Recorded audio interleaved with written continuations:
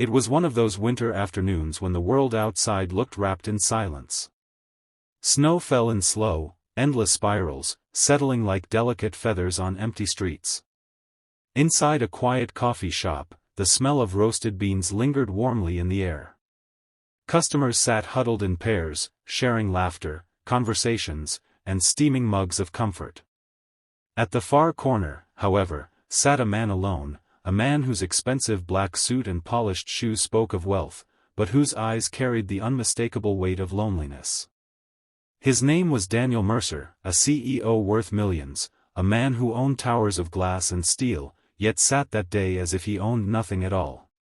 His gaze fixed on the untouched coffee before him, the steam fading into the coldness of his silence.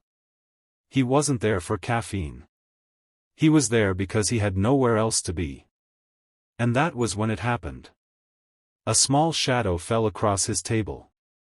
He looked up and saw a little girl no older than 6, wearing a faded pink hat with a pom-pom on top, clutching a teddy bear whose fur had worn thin from years of love.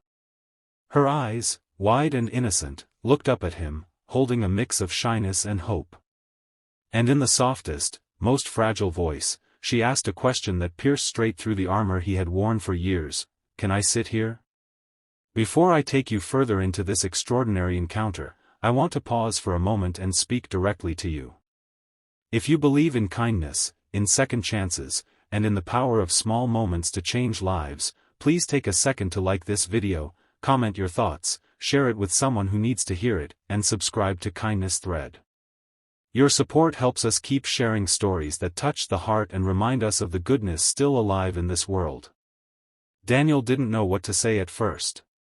He was a man used to business deals, formal meetings, and conversations that revolved around profits and contracts.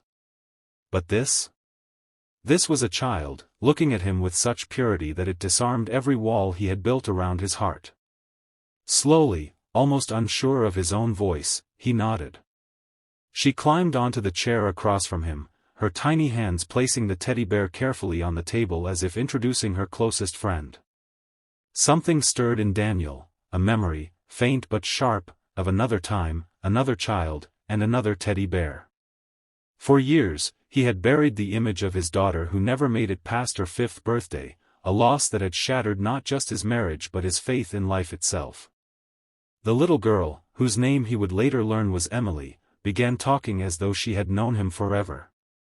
She told him about the snowflakes outside, how each one was different, how her mom always said they were like little miracles.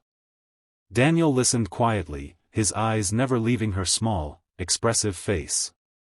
For the first time in years, someone was speaking to him without expecting anything in return. Not money, not power, not influence, just listening, just being present. It was such a simple exchange, yet Daniel felt an ache inside, the kind that reminded him he was still human, still capable of feeling. As the minutes stretched into an hour, Daniel began to notice the little details, the slight paleness in her cheeks, the way her breath came just a bit too heavy, the way her mother, sitting a few tables away, kept glancing anxiously at her.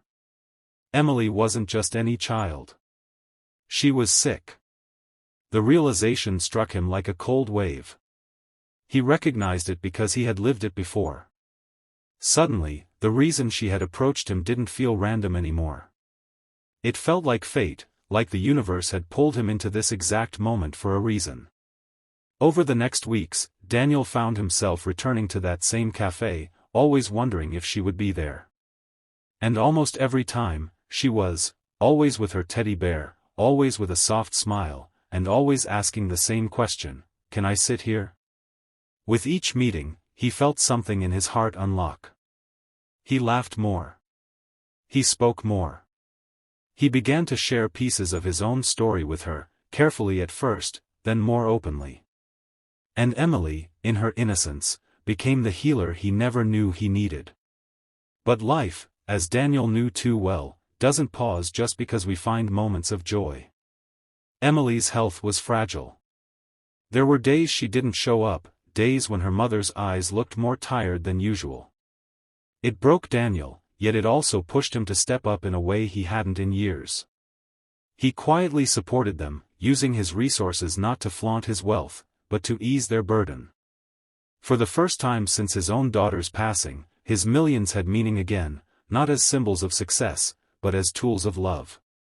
Through Emily, Daniel found not just the warmth of a child's laughter but also the quiet strength of her mother, who carried the world on her shoulders yet still smiled for her daughter's sake. Slowly, he found himself drawn to them both, not out of pity, but out of a deep, unshakable sense of belonging. They had given him something no boardroom or empire ever could: family. By the time spring melted the last of winter's snow, Daniel was no longer the man who sat in silence staring at a cold cup of coffee. He was a man reborn, carrying the light of two lives that reminded him of love, hope, and second chances. And when Emily, still holding her teddy, looked at him one afternoon and said, "You're not lonely anymore, are you?" he felt tears rise in his eyes. She was right. He wasn't. Before we bring this story to a close, I want to reach out once again. If this story touched your heart, if it reminded you of the power of kindness and the beauty of unexpected connections, please like this video, share it with someone who may need a little hope today, and subscribe to Kindness Thread. Your engagement allows us to keep spreading stories that heal, inspire, and remind us we are never truly alone. And now, a special request: before you leave, take a moment to comment below. Share with us, have you ever had a small encounter that changed your perspective on life? Your stories of kindness and hope can inspire others in ways you may never realize.